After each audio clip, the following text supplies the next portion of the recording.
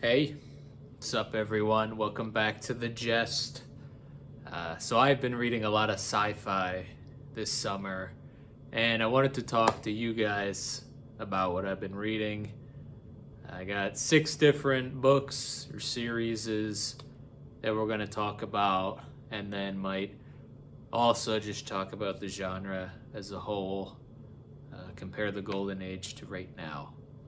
So, I'm going to tell you the 6 books we got on the docket for today. First up, the Red Rising Trilogy, just the first 3 books by Pierce Brown.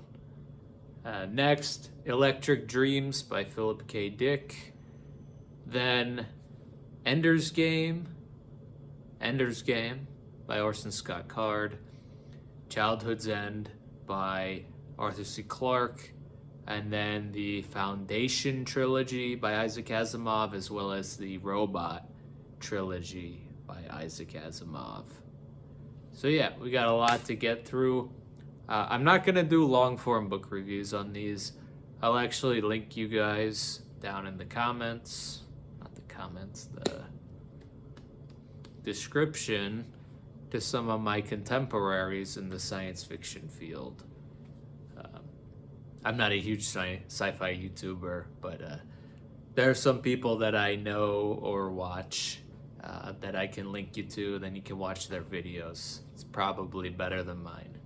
So yeah. Alright, so before we get started, you may notice I'm not wearing a mic today. I had problems last video. I was flinging it like it was a baton and the sound quality was crap, so I'm just standing close to the phone. But yeah, my qualifications as a science fiction reader since 2022, so the past 3 years, I've read 30 science fiction novels, as well as 8 dystopian novels, which I consider them separately. Most dystopian novels are sci-fi-esque, but I have distinct classifications, so 30 and 8, which is a decent amount. And the sci-fi authors that I've read multiple books from include Isaac Asimov, Ray Bradbury, Arthur C. Clarke, Philip K. Dick, Pierce Brown, Frank Herbert, C.S. Lewis, technically, and Dan Simmons as well. So I've read a decent amount of sci-fi. I think I prefer the older stuff, but there's some new gems that are also coming up in the genre. So yeah, sci-fi is great. I used to be a huge fantasy guy, but now I've transitioned more to sci-fi for my more light fiction.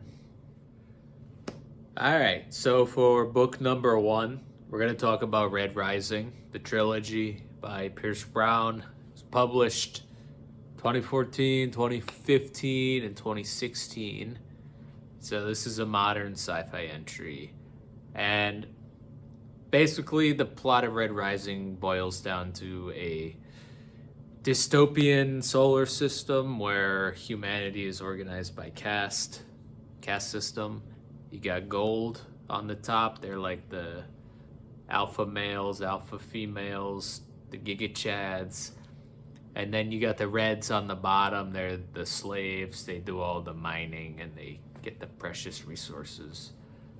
I feel like a lot of people have read Red Rising, so I'm not going to go too much into it. But I was pleasantly surprised. That's an understatement. But originally, when I first heard about Red Rising, everybody was talking so well about it. They were like, oh, this is so great. Like, I love the Howlers, well, yada, yada, yada. And me being a former contrarian, if everybody likes something, I have to dislike it. Kind of grown out of that, but I had the notion that Red Rising, I'm never gonna touch that, just because so many people were saying great things about it. But I finally checked it out, and it was definitely worth the read. Pierce Brown, he writes in a distinct way, a badass way. It might not be the most beautiful prose, but the actions that he describes, it's just so metal. It's so metal. The story is awesome. The world building, the first one's Hunger Games-ish. I still gave that one 5 stars. I actually gave all 3 books 5 stars, which I don't know if I've ever done in a series. Not even Mistborn. I loved Mistborn. So, yeah, the Darrow, the main character, the Red, who rises up. He infiltrates. Darrow is... Some people say, like, Darrow's a meh character. I thought he was great. He's just an angry, vindictive man. For decent reason. But he's a pretty badass character. And then you got other great ones like Severo, Mustang, Cassius, and I won't get into spoilers or anything, but highly recommend this series. The trilogy. Haven't read the books 4 through 6. They're a lot bigger, and I don't know if I have time right now, but I will eventually check them out, seeing as I think Red Rising is my favorite sci-fi series now. So, big recommend. I'm going to link to you down below. First book review by Mike from Mike's Book Reviews. I used to watch Mike all the time when I first started reading again, especially I was reading a lot of fantasy. I was in his Discord for a while too. So Mike's a cool guy, so check out his review.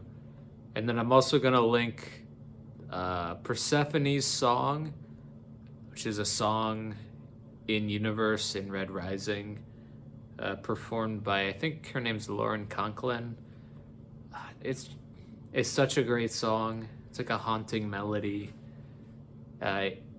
Even if you haven't read the book, check out that song and see if you like it. So yeah, Red Rising, good trilogy. Great trilogy. All right, next up we got Electric Dreams by Philip K. Dick. So this was published, I believe, in advance of a television series by, I don't know, BBC. I think BBC did it. But these are 10 stories collected from around 1953 to 1955 from Philip K. Dick. Mid-50s, very early in Dick's career, but we got 10 stories, all sci-fi, obviously, and each one in this edition comes with like a 1 to 2 page introduction written by somebody associated with the publication, development, or writing of each television episode of these stories. And I thought that was neat. Having an individual introduction for each story was awesome. But as I said in my Goodreads review, a lot of people in the TV business are like pompous and they think their poop doesn't smell. So while I appreciated the insight, it was also like shut up, I don't care about you. But the stories were pretty good.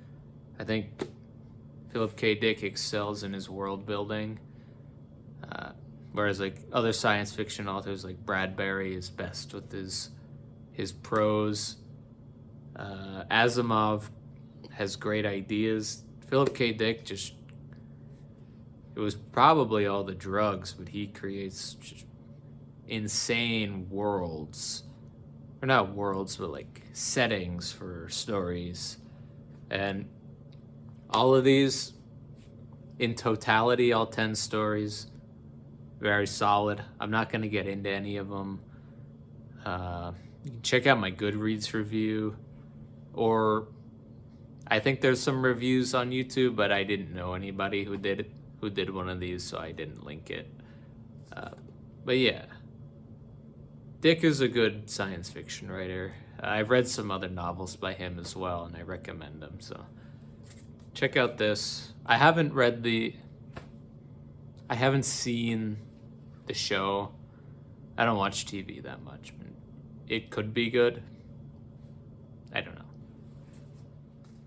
All right, book number 3, Ender's Game by Orson Scott Card.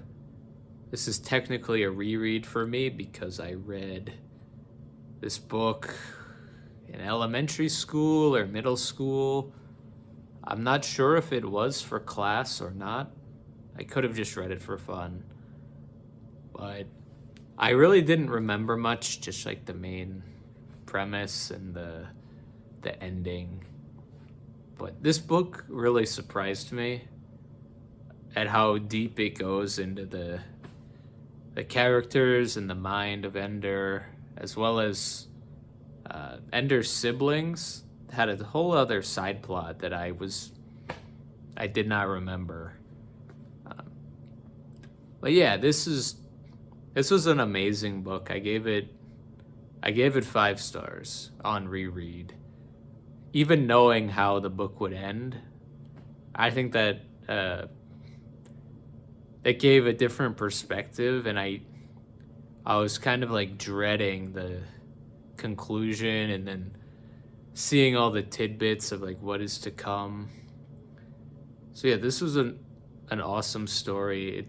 It deals a lot with the relationship between adults and children and how both sides can manipulate each other.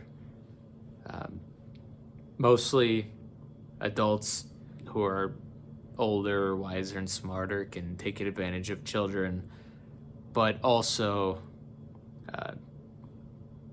smart children have the opportunity as well to deceive adults, just because they're not expected to be in the capacity to trick other people. So that I found that interesting, especially with Peter and Valentine and their siblings. And then with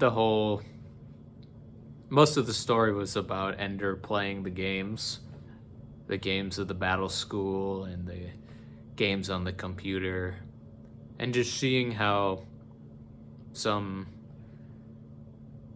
it's not a random child, it was a chosen child, but how one child thinks how he's chosen for greatness, and yet he still tries to play within his own mind. I don't know. Good book. I want to read some sequels, maybe. We'll see. All right.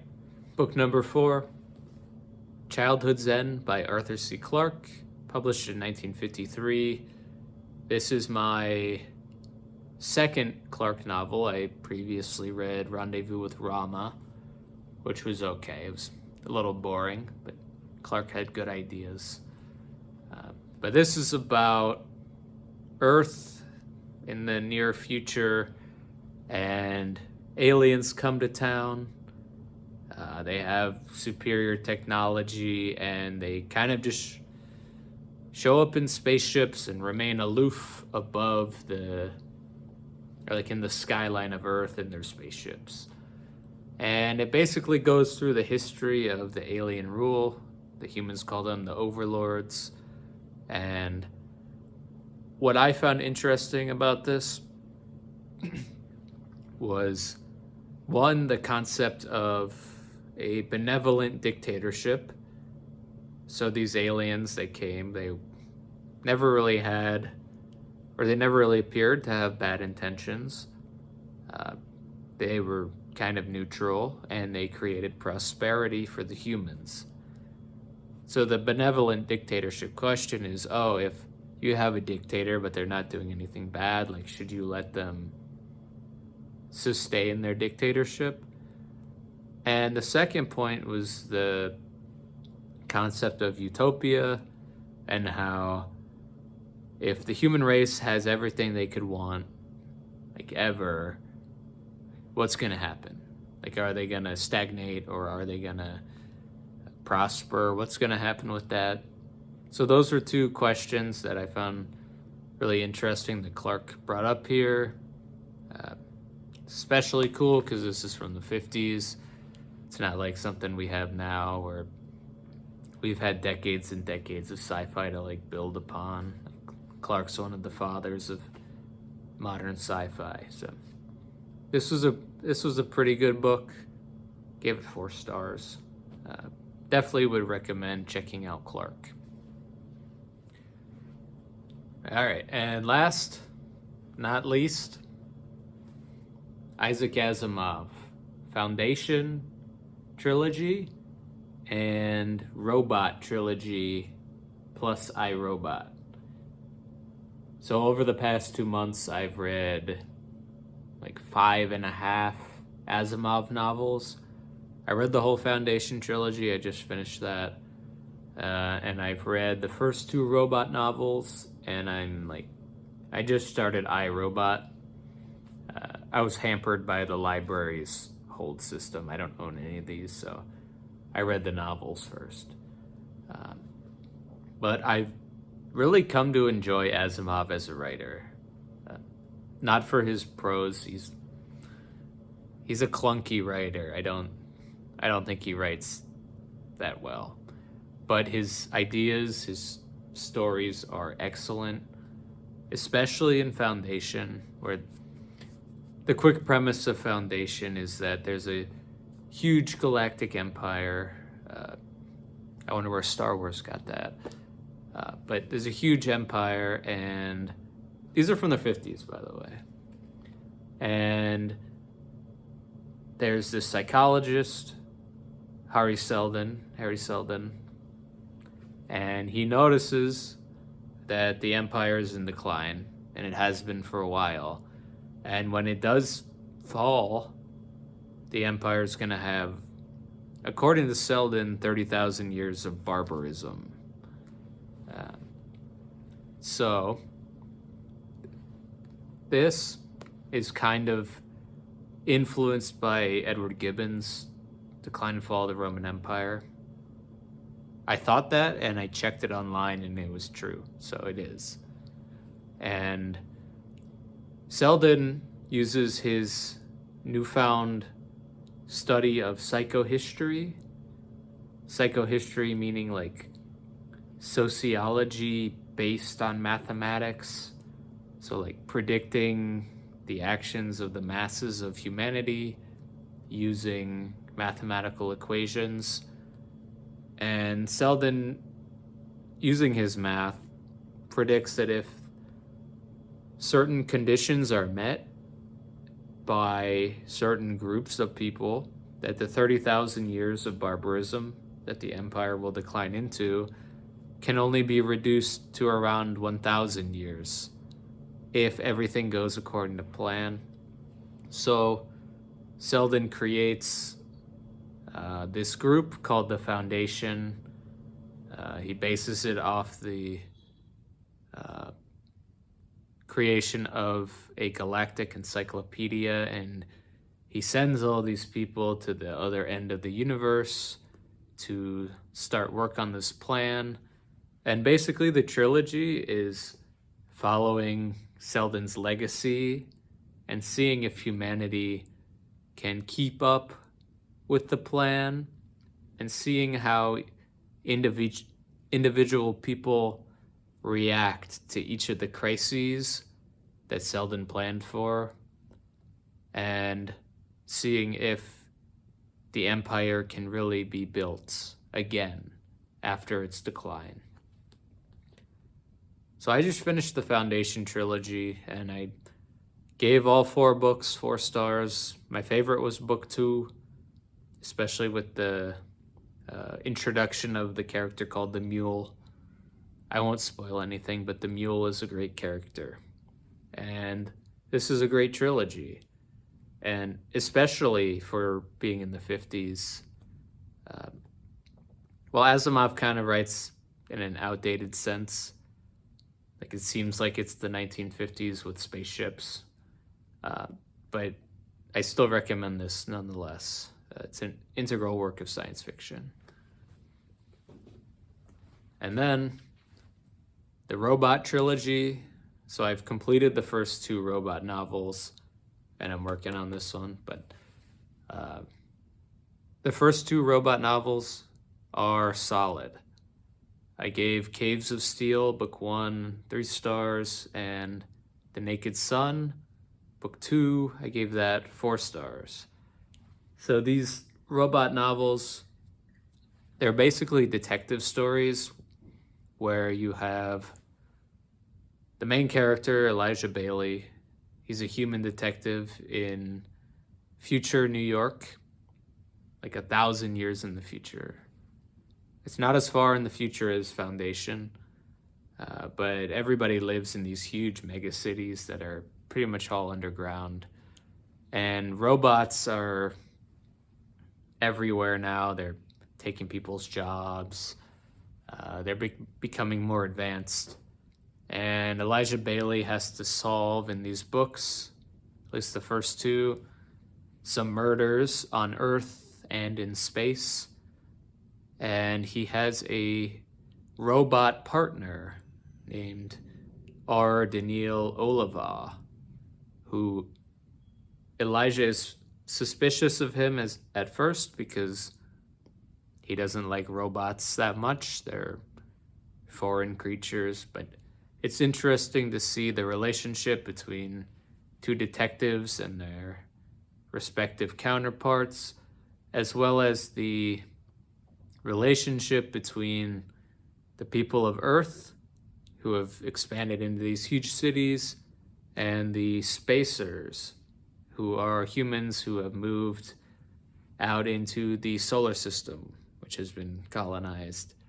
And their trajectory has differed from that of Earthmen.